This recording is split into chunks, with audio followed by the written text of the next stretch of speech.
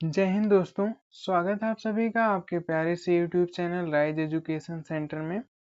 आज के इस वीडियो में हम लोग सब्जेक्ट एंड प्रेडिकेट को समझेंगे और साथ में ही ये भी समझेंगे कि प्रेडिकेट पार्ट क्या होता है। यानी कि यूं कह लें कि आज हम लोग जो है एक वाक्य को पूरी तरह से तोड़ फोड़ के जो है सब्जेक्ट प्रेडिकेट और प्रेडिकेट पार्ट को पूर्ण रूप से समझने वाले हैं। ठीक है, तो चलिए हम लोग देखते हैं कि किस प्रकार से सब्जेक्ट प्रेडिकेट और प्रेडिकेट पार्ट निकलता है। ठीक है, तो बने रहिए वीडियो में। हम लोग वीडियो को स्टार्ट करते हैं। जैसे यहाँ पे आपका मुख्य हेडिंग है सब्जेक्ट एंड प्रेडिकेट। हम आशा करेंगे कि आप लोग भी कॉपी लेके बैठेंगे और साथ में जो है नोट करते चलेंगे। ठीक है, तो सबसे पहले हम लोग एक हेडिंग डालेंगे सब्जेक्ट। यहाँ पे पहला हेडिंग होगा सब्जेक्ट, जिसको हिंदी में कहा जाता है उद्देश्य। ठीक है, इसी को हमें समझना है पहले। अभी देखिए सब्जेक्ट कहते किसे हैं, यहाँ आप डेफिनेशन लिख सकते हैं इसका कि वाक्य का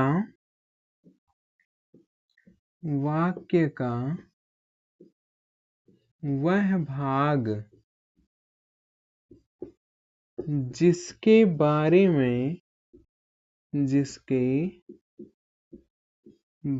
में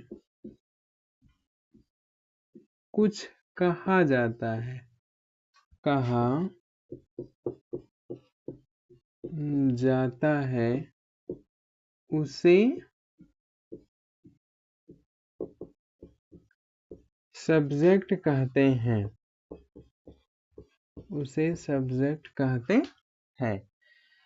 आपको डिफिनेशन लिखना होगा तो ऐसे लिख सकते हैं। ठीक है, अगर समझने के लिए आपको समझना है तो आप सीधे ऐसे कह सकते हैं कि वाक्य में जिसके बारे में कुछ कहा जाए उसे जो है सब्जेक्ट कहते हैं। जैसे एग्जाम्पल देखिए, जैसे एग्जाम्पल हम लोग ले लेते हैं, एक एग्जाम्पल लेते हैं हम लोग। जैसे लिख दें राधा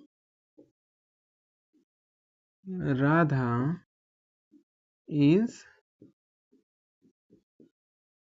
डांसिंग, राधा नाच रही है। अभी देखिए यहाँ पे कह रहा है कि राधा नाच रही है ना, और इसमें हम लोग सब्जेक्ट को ढूंढते हैं, तो सब्जेक्ट हम लोगों की हो जाएगी यहाँ पे राधा। ये क्या हो जाएगी? सब्जेक्ट। अच्छा, ये सब्जेक्ट क्यों हुई? अब इस डिफिनेशन के अकॉर्डिंग देखिए, कह रहा था कि वाक्य का वह भाग, कौन सा भाग? वह भाग जिसके बारे में कुछ कहा जा रहा है। अभी आप ध्यान से देखिएगा, राधा नाच रही है। अगर आप ऐसे प्रश्न करें, हूं से जब आप प्रश्न करते हैं, यहाँ पे हम ब्रैकेट में लिख देते हैं। आप अगर हु से प्रश्न करते हैं, हु से प्रश्न करेंगे तो आपको जो है सब्जेक्ट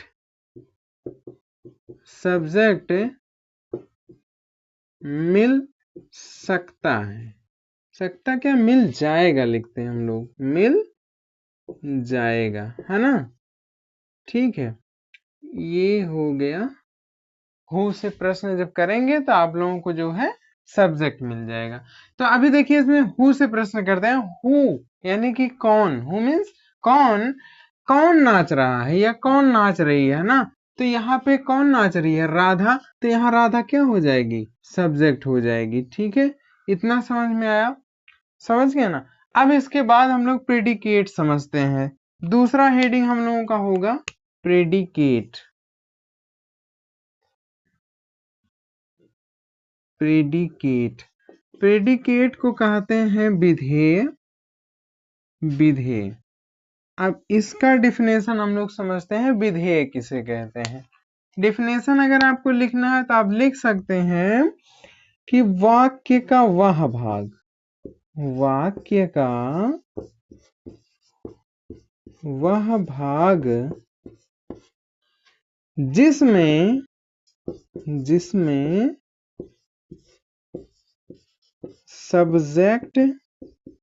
सब्जेक्ट के बारे में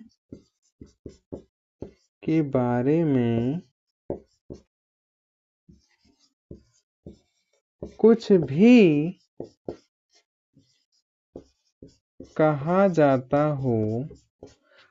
कहा जाता हो उसे प्रेडिकेट कहते हैं।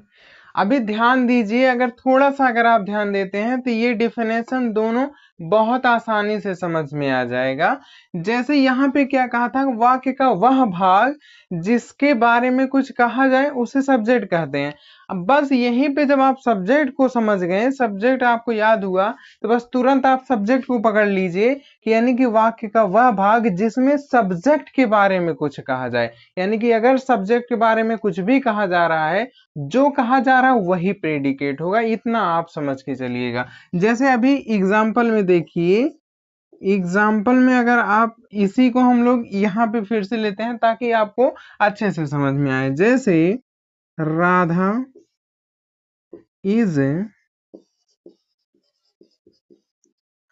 डांसिंग, सेम वही हम लोग सेंटेंस लिए हैं। अभी देखिए कह रहा है कि राधा इज डांसिंग, राधा नाच रही है।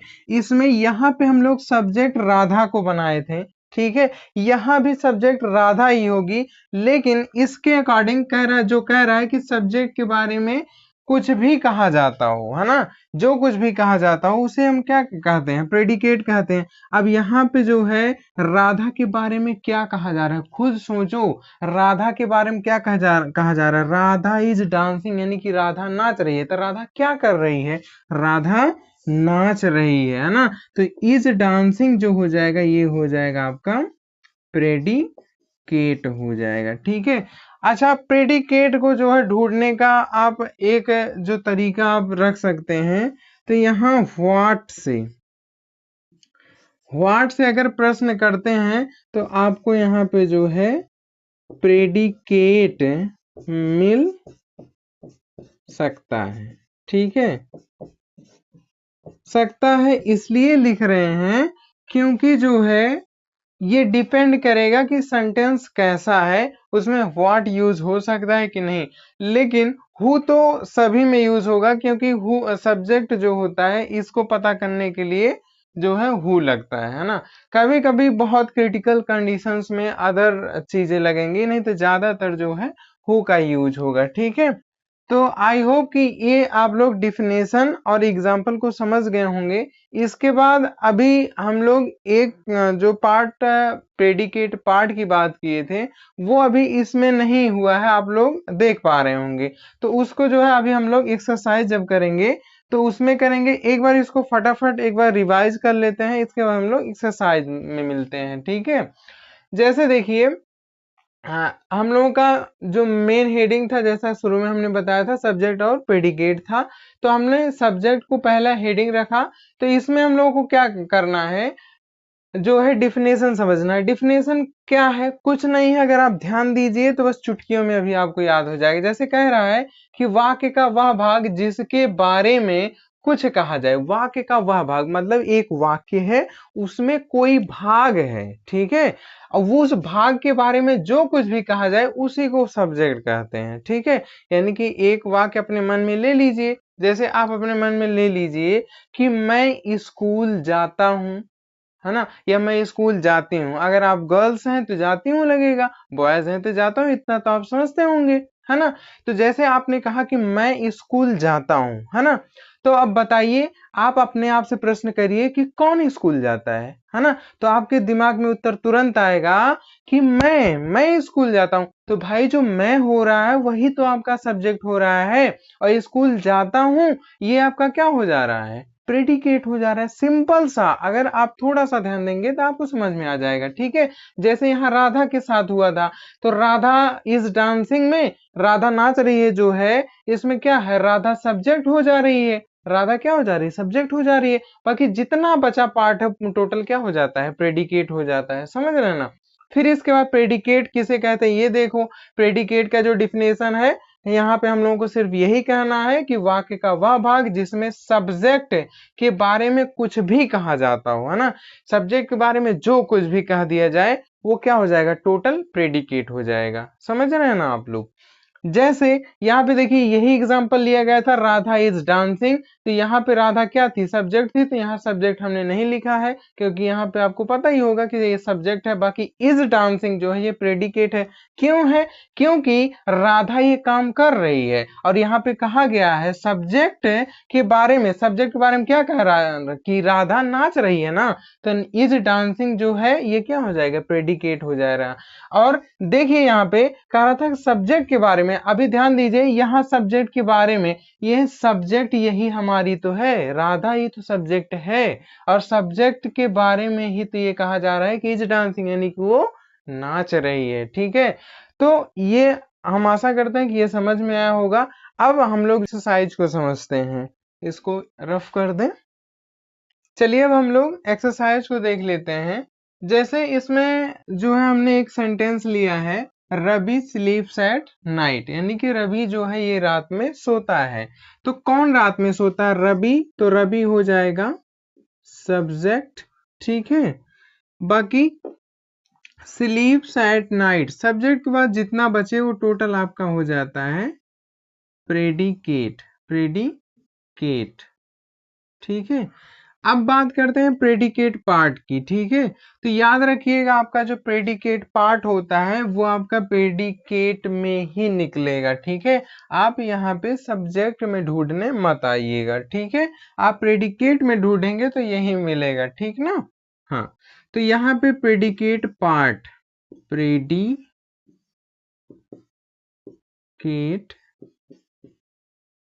पार्ट, यहाँ पे देखिए क्या होगा, स्लीप्स ये जो हो जाएगा वर्ब हो जाएगा, है ना। स्लीप्स क्या हो जाएगा, स्लीप्स हो जाएगा वर्ब। अभी देखिए प्रेडिकेट में से एक पार्ट निकला, है ना। प्रेडिकेट पार्ट का मतलब क्या है, पार्ट मतलब भाग, प्रेडिकेट मतलब प्रेडिकेट के भाग ही निकालना आपको ना। तो आप प्रेडिकेट में ही ढूंढोगे। तो एक भाग देखिए निकल गया, बच रहा एट नाइट। एट क्या हो जाएगा, एट आपका हो जाएगा प्रेपोजिशन। यहाँ एट लिखिए, एट, एट क्या हो जाएगा आपका, प्रेपोजिशन। ठीक, नाइट बच रहा है एक, नाइट। तो यहाँ नाइट जो है ये हो जाएगा ऑब्जेक्ट। ठीक है, अब देखिए ये आपका जो है प्रेडिकेट पार्ट हो जाएगा। ठीक है, अभी आगे और एग्जांपल्स को देखते हैं हम लोग। जैसे कह रहा था टाइगर किल्ड अ हेयर, यानी कि चीते ने खरगोश को मार डाला, है ना। मार डाला, कौन सा मार डाला, जान से मार डाला। किंड मतलब क्या होता है, जान से मार डालना, है ना। बाकी बीट मीन्स पीटना होता है या मारना कह लीजिएगा। हाँ, तो the tiger killed a hare. अब देखिए कह रहा है कि चीते ने खरगोश को मार डाला, है ना। तो कौन खरगोश को मार डाला, चीते ने मारा। तो यहाँ पे ये हो जाएगा सब्जेक्ट। यहाँ पे शॉर्ट में एसयूवी लिख दे रहे हैं, आप समझ जाइएगा। बाकी किल्ड अ हेयर ये आपका हो जाएगा प्रेडिकेट, है ना। अब बच रहा है प्रेडिकेट पार्ट, है ना। पी पार्ट लिख देते हैं, यानी कि पी से प्रेडिकेट और पार्ट यहाँ हो जा रहा है। ठीक है, तो प्रेडिकेट पार्ट क्या हो जाएगा, यहाँ पे जो किल्ड है, प्रेडिकेट हमारा किल्ड अ हेयर ही है ना, तो इसी में हमें निकालना। अभी हम बताए थे आपको कि जो है प्रेडिकेट में ही निकालिएगा। तो ये इतना प्रेडिकेट है, तो इसमें जो पहला पार्ट है ये है किल्ड। तो किल्ड क्या हो जाएगा आपका, ये हो जाएगा वर्ब। बच रहा ए हेयर, तो ये हेयर जो हो जाएगा ए हेयर, हेयर जो हो जाएगा ये हो जाएगा आपका ऑब्जेक्ट।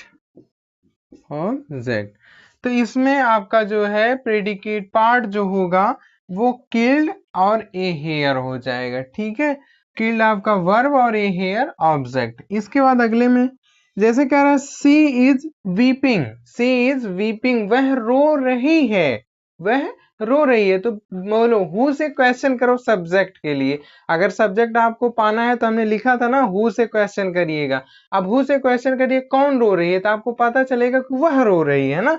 तो वह किसी का नाम, मतलब वह किसी के लिए यूज हुआ, उसका कुछ नाम होगा लेकिन नहीं पता है, तो इसलिए हम लोगों ने वह कह लिया। तो यहाँ पे कौन रो रही है, वह रो रही है, तो वह क्या हो जाएगा यहाँ पे, यानी कि सी जो है ये हो जाएगी सब्जेक्ट। बाकी इज वीपिंग ये पूरा हो जाएगा प्रेडिकेट। अच्छा प्रेडिकेट पार्ट क्या होगा, इज जो हो जाएगा आपका, इज ये क्या हो जाएगा HV, यानी कि हेल्पिंग वर्ब, ठीक है। और वीपिंग यानी यहाँ पे क्या हो जाएगा, वीपिंग ये हो जाएगा आपका वर्ब।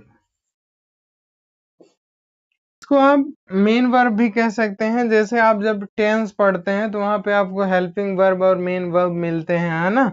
तो यहाँ पे जो है इज हो जाएगा हेल्पिंग वर्ब प्लस वीपिंग जो हो जाएगा ये आपका हो जाएगा मेन वर्ब, है नहीं, यानी कि मुख्य क्रिया। मुख्य क्रिया में जो है ING फॉर्म लगता है प्लस ES फॉर्म लगता है। ये सब आप जो है आगे जब हम लोग टेंस को देखेंगे तो उसमें ये इसके बारे में जो है डिटेल से समझेंगे, ठीक है। आगे बढ़ते हैं। जैसे कह रहा है my shoes are black, my shoes are black यानी कि मेरे जो जूते हैं वो काले रंग के हैं, है ना। तो काले रंग के जो हैं वो कौन है, काले रंग के कौन है, हु से जब आप क्वेश्चन करेंगे, अभी बताए थे ना कि आप जो है हु से क्वेश्चन करके सब्जेक्ट को आप ढूंढ सकते हो।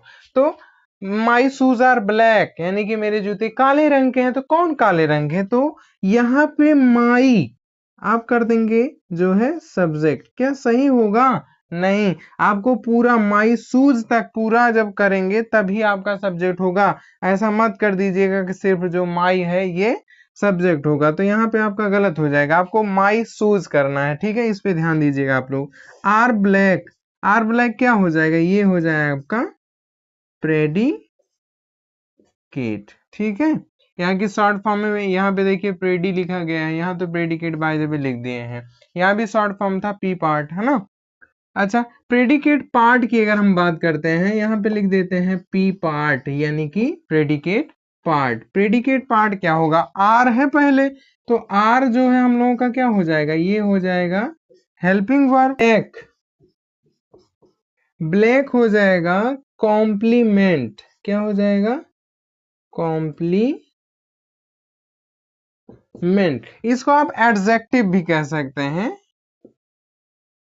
एडजेक्टिव, ठीक है। एडजेक्टिव भी कह सकते हैं इसलिए क्योंकि ब्लैक जो है ये क्या है, ये जो है विशेषता को दिखा रहा है कि ये जो जूता है उसकी विशेषता को दिखा रहा है, इसलिए कॉम्प्लीमेंट के साथ में आप जो है एडजेक्टिव भी लिख सकते हैं, ठीक है। तो आई होप कि ये टॉपिक आपको अच्छे से समझ में आया होगा। मिलते हैं किसी नेक्स्ट वीडियो में। जय हिंद।